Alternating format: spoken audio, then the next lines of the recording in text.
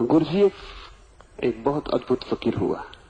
उसकी दादी मरण शैया पर पड़ी थी और गुरजीएफ ने अपनी दादी से पूछा कि तेरे जीवन के अनुभव और निष्कर्षों से अगर कोई बात मुझे देने योग्य हो, मेरी कोई पात्रता हो तो मुझे दे दे। बड़ी अजीब बात उसकी बूढ़ी दादी ने दी। उसकी बूढ़ी दादी ने कहा, एक बात का अगर तू ख्याल रख सके जीवन भर कि जैसा दूसरे करते हो वैसा कभी मत करना।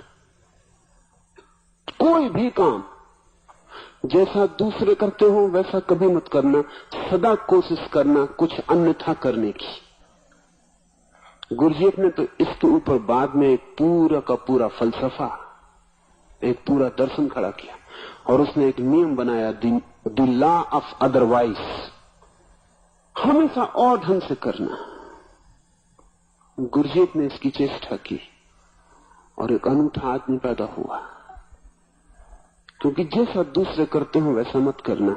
बड़े परिणाम हुए इसके। पहला परिणाम तो यह हुआ कि जैसा दूसरे करते हैं अगर आप वैसा ही करें तो ही आपके अहंकार को पुष्टि मिलती है।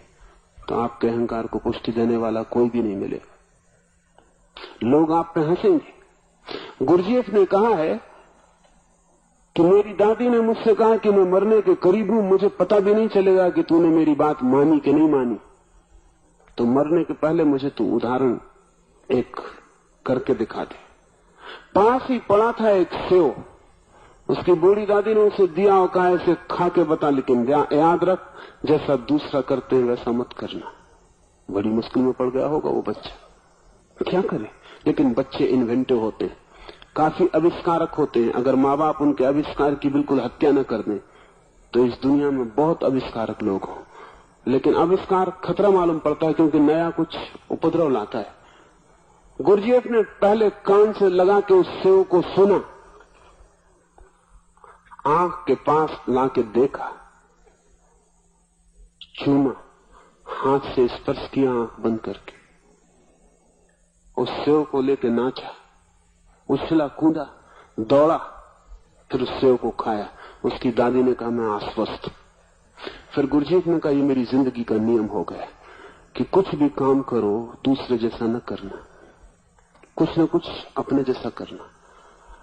लोग उस पर हंसते थे, लोग कहते पागल है, लोग कहते ये किस तरह का आदमी, ये क्या कर रहा है, सेव को कान से सुन रहा है। गुरजीएफ ने कहा कि मुझे पता भी नहीं था, लेकिन इसका एक परिणाम हुआ कि मुझे दूसरों की चिंता न रही।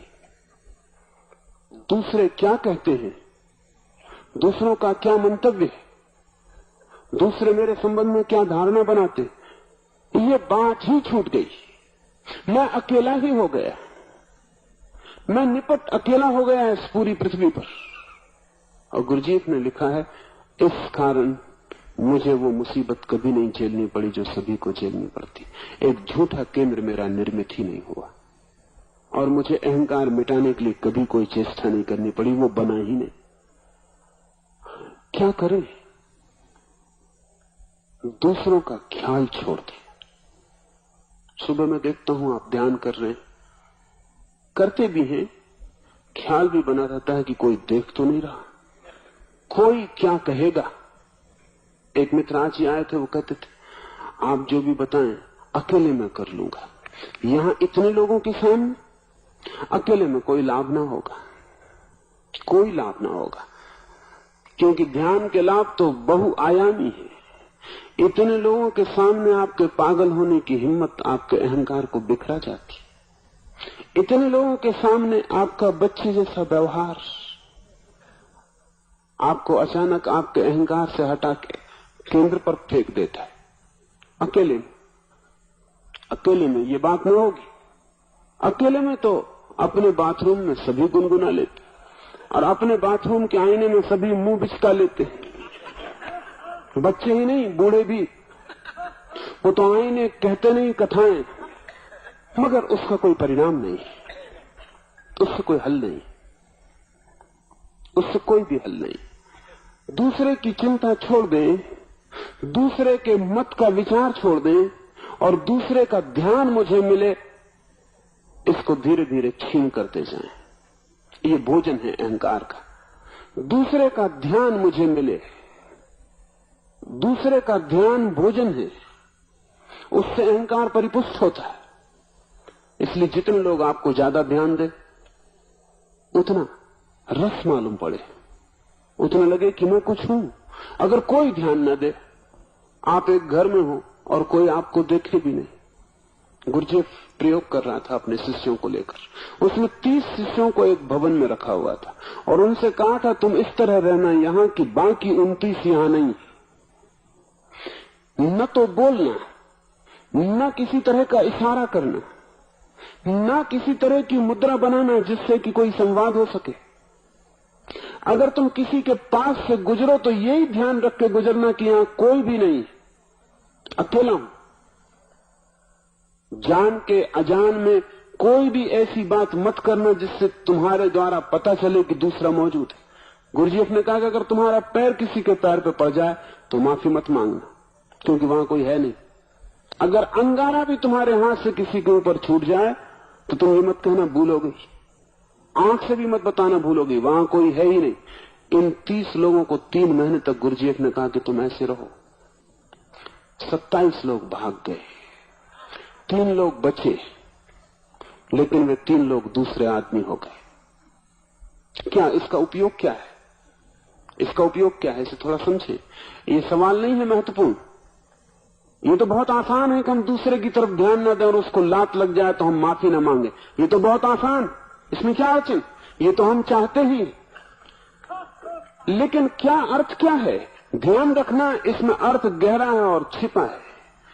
गुरुजीएफ ने कहा कि तुम ध्यान ही मत देना कि कोई दूसरा है, लेकिन तब एक बात समझ लेना कि दूसरे भी ध्यान नहीं देंगे कि तुम हो। वही है मूल।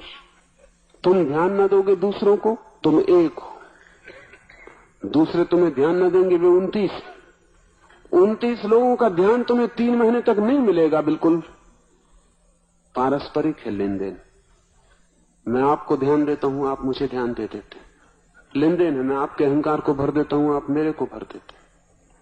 लेकिन दोनों तरफ आवागमन बंद हो जाएगा।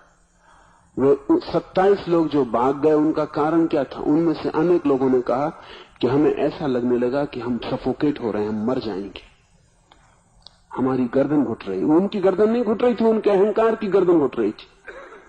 उन्हें लग रहा था कि 3 महीना और कोई भोजन न मिलेगा अहंकार को, लौटेंगे बाहर तो खाली हो जाएंगे। वो जो 3 रुक गए हिम्मत करके, वो 3 महीने बाद दूसरे आदमी होकर लौटे। उनमें क्या फर्क पड़ गया था? ऑस्पेंस के उन 3 आदमियों में एक था जो रुक गया। उसने पीछे कहा कि अद्भुत था ये आदमी गुरुजीएफ, क्योंकि 3 महीने में हमें ख्याल ही ना था कि हमारे अहंकार को मिटाने का उपाय किया जा रहा है। हम तो समझे थे कि ये प्रयोग हमारी शांति, हमारे मौन के लिए करवाया जा रहा है। हमें बताया भी नहीं गया था कि तुम्हारा अहंकार मर जाएगा। 3 महीने के बाद हम ऐसे हो गए जैसे हो ही ना, होना भर रह गया। कहीं कोई मैं का स्वर नहीं उठता था। जिस दिन भीतर कोई मैं का स्वर नहीं उठता, उस दिन आप अपने वास्तविक मैं पर खड़े हो जाते। उस वास्तविक मैं का नाम है आत्मा। और तब स्वभावतः चंद्रमा जैसा निर्मल हो जाता है व्यक्तित्व, सदा आनंद में और स्वयं प्रकाश। वहां प्रकाश है ही, वहां आनंद है ही। बस जरा सा मैं से छलांग लगानी उस आत्मा पर। वहां निर्मलता है ही, वहां की निर्मलता कभी खंडित नहीं हुई।